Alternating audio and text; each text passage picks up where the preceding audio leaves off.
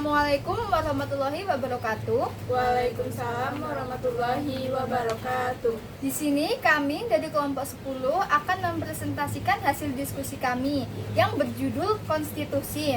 Di sini saya Maria Ulfa sebagai moderator dan pemateri ketiga, dan rekan saya Gita Sawitri sebagai pemateri 1, Okti Ananda sebagai pemateri 2. Nah, teman-teman, langsung saja kita mulai diskusi kali ini. Dan pemateri pertama akan disampaikan oleh rekan saya, Gita Sawitri. Kepada Gita Sawitri, dipersilakan. Baik, terima kasih kepada moderator. Yang pertama yaitu pengertian dan pentingnya konstitusi. Secara istilah, peraturan dasar awal mengenai pembentukan negara dalam bahasa Belanda tersebut grondwet. Sedangkan dalam bahasa Indonesia disebut konstitusi. Dengan arti kata ini, maka konstitusi memuat aturan-aturan pokok fundamental mengenai sendi-sendi yang diperlukan untuk berdirinya suatu negara. Konstitusi pada umumnya bersifat kodifikasi, yaitu sebuah dokumen yang berisian aturan-aturan untuk menjalankan suatu organisasi pemerintahan negara. Namun dalam pengertian ini, konstitusi harus diartikan dalam artian tidak semuanya berupa dokumen tertulis atau formal.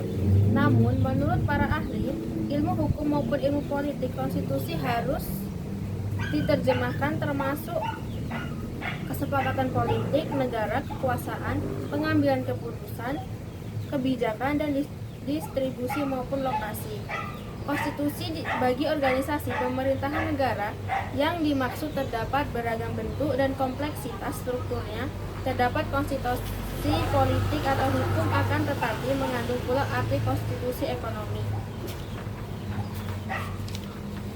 2. Pengertian konstitusi menurut para ahli. A. K.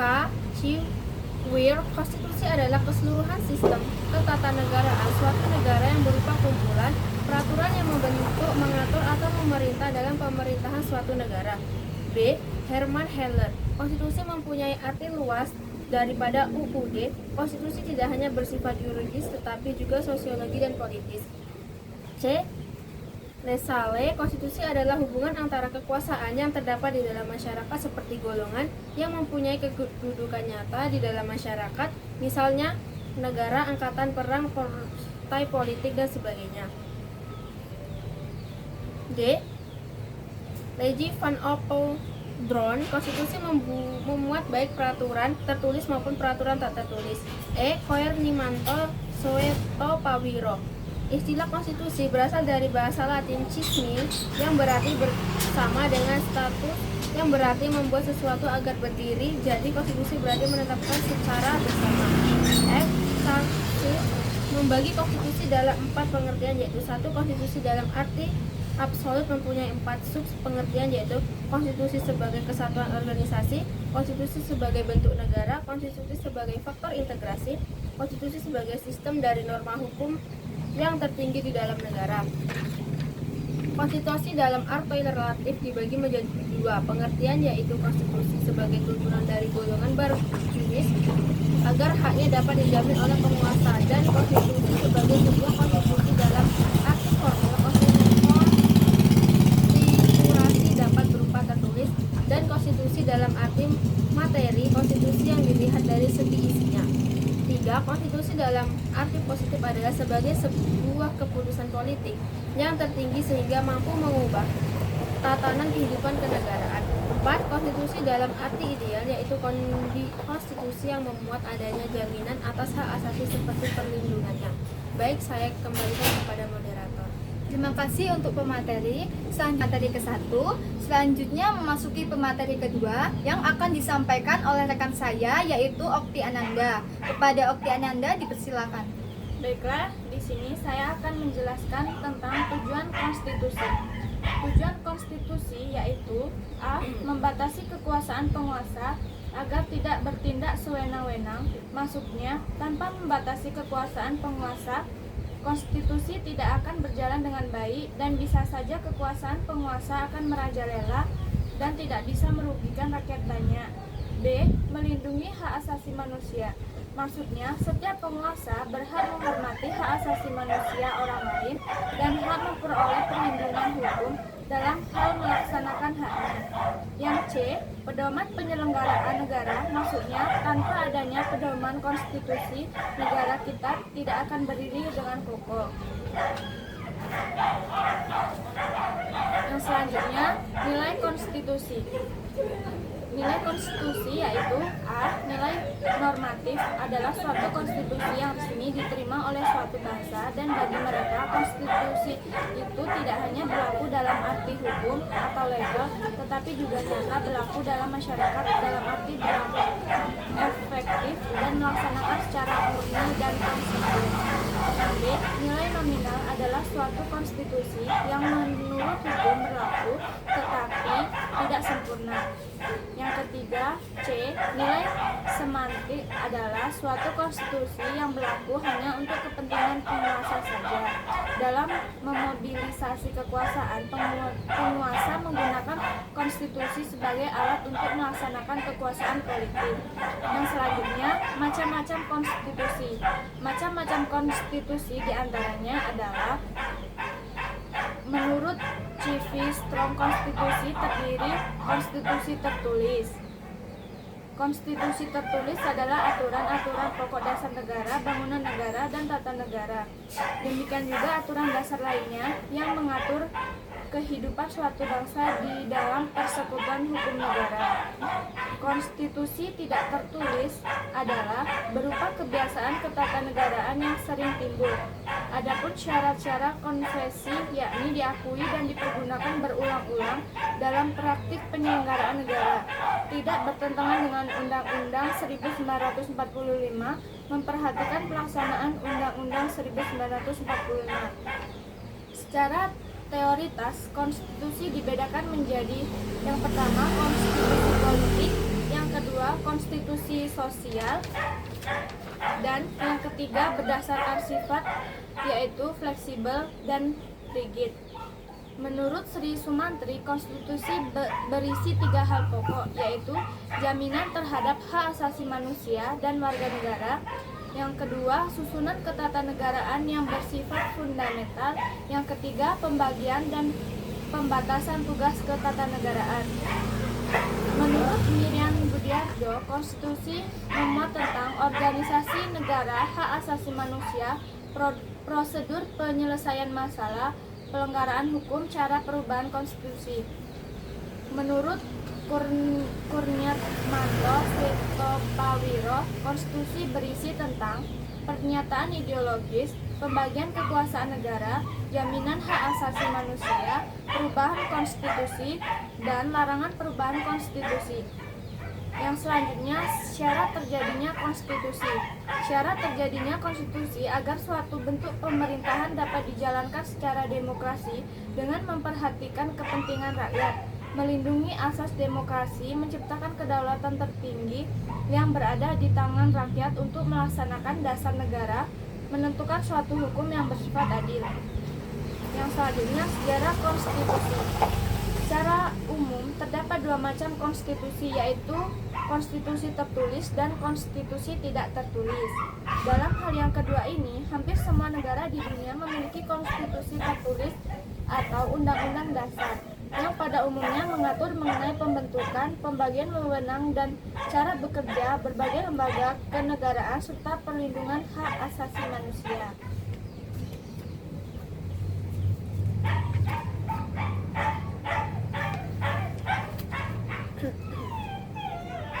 Berdasarkan teori hukum ketatanegaraan yang dijelaskan di atas, maka dapat disimpulkan bahwa jenis kekuasaan negara yang diatur dalam suatu konstitusi itu umumnya terbagi atas 6, dan masing-masing kekuasaan itu diurus oleh suatu badan atau lembaga tersendiri, yaitu yang pertama, 1. Kekuasaan membuat undang-undang atau legislatif. Yang kedua, kekuasaan melaksanakan undang-undang atau eksekutif. Yang ketiga, kekuasaan kehakiman atau judikatif. Yang keempat, kekuasaan kepolisian. Yang kelima, kekuasaan kejaksaan.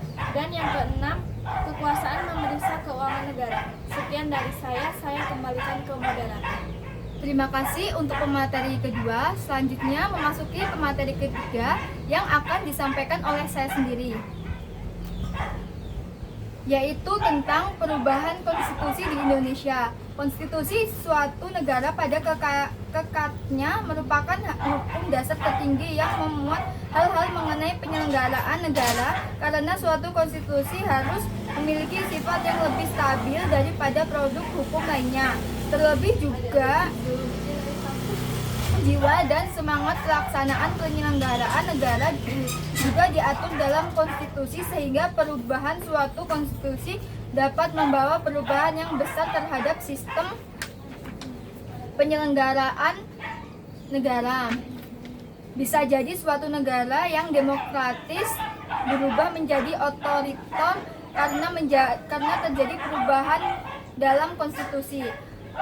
Ada kalanya keinginan rakyat untuk mengadakan perubahan konstitusi merupakan suatu hal yang tidak dapat dihindari. Hal ini terjadi apabila mekanisme penyelenggaraan negara yang diatur dalam konstitusi yang berlaku dirasakan sudah tidak sesuai lagi dengan aspirasi rakyat. Oleh karena itu, konstitusi biasanya juga mengandung ketentuan mengenai perubahan konstitusi itu sendiri, yang kemudian prosedurnya dibuat sedemikian rupa hingga perubahan yang terjadi adalah benar-benar aspirasi rakyat dan bukan berdasarkan keinginan semena-mena dan bersifat sementara ataupun keinginan dari sekelompok yang belaka. Pada dasarnya, ada dua macam sistem yang lazim digunakan dalam praktek ketenegaraan di dunia dalam hal yang perubahan konstitusi. Sistem yang pertama adalah bahwa apabila suatu konstitusi diubah, maka akan berlaku adalah konstitusi yang berlaku secara keseluruhan. Penggantian konstitusi. Sistem ini dianut oleh hampir semua negara di dunia. Hingga yang kedua ialah bahwa apabila suatu konstitusi diubah menjadi konstitusi yang asli tetap berlaku.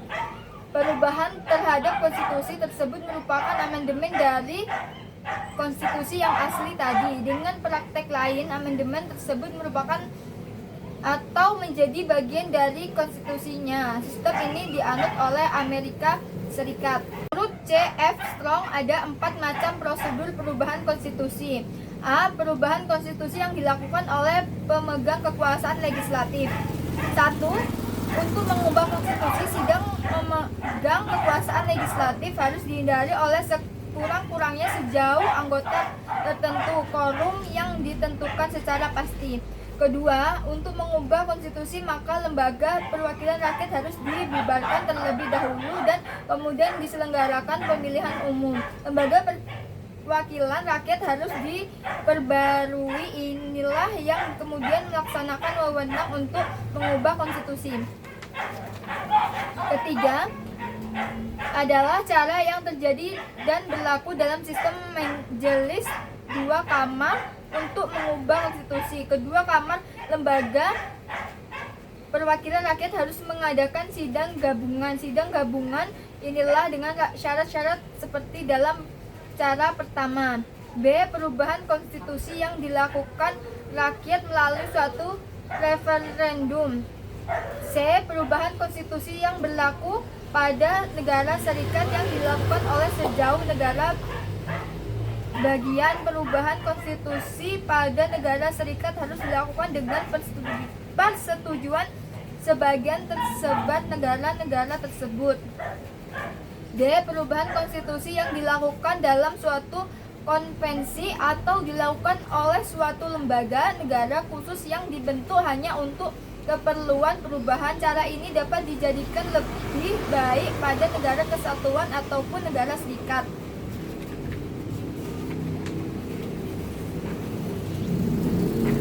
Selanjutnya, Hans Klaas mengatakan bahwa konstitusi asli dari suatu negara adalah karya pendiri negara tersebut dan ada beberapa cara perubahan konstitusi menurut Klaas, yaitu perubahan yang dilakukan di luar kompetensi organ legislatif biasa yang dilembagakan oleh konstitusi tersebut dan dilimpahkan kepada semua konstitusi, yaitu suatu organ khusus.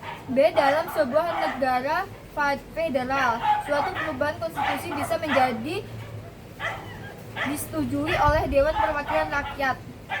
Menurut Milam Budiradjo mengemukakan adanya 4 macam prosedur perubahan konstitusi, yaitu A. Sidang badan legislatif, B. Referendum atau plebissit, contohnya Swiss dan Australia, C. Negara-negara bagian dalam suatu negara federal harus menyetujui, D. Musyawarah khusus, Special Convention. Dengan demikian, apa yang dikemukakan Milam Budiradjo pada dasarnya sama dengan dilakukan oleh Hans Clans.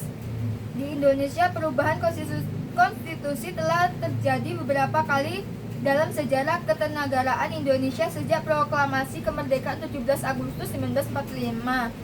Sejak proklamasi hingga sekarang telah berlaku 3 macam undang-undang dasar dalam 8 periode, yaitu 1. Periode 18 Agustus 1945 sampai 27 Desember 1949. 2. Periode 27 Desember 1945 sampai 17 Agustus 1950. 3. Periode 17 Agustus 1950 sampai 5 Juli 1959. Periode 4. 5 Juli 1954 sampai 19 Oktober.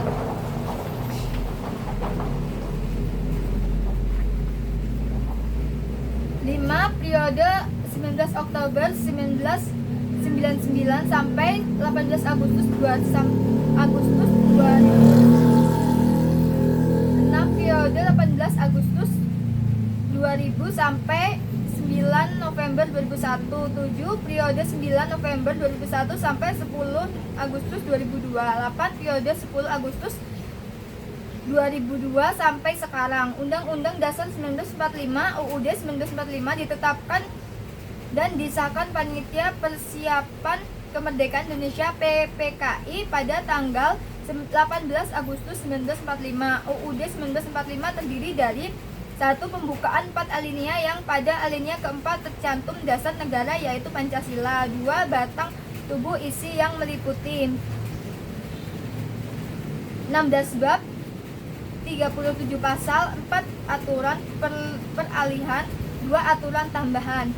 Nah, ini materi terakhir. Selanjutnya kita ke sesi kesimpulan. Kesimpulan ini akan disampaikan oleh saya sendiri lagi, yaitu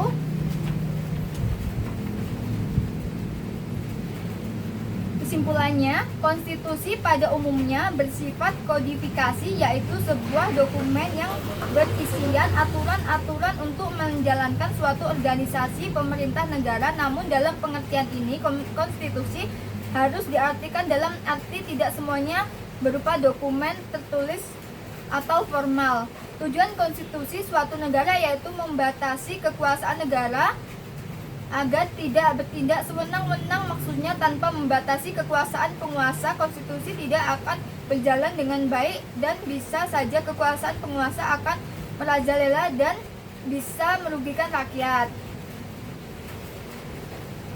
Nah, inilah presentasi dari kami.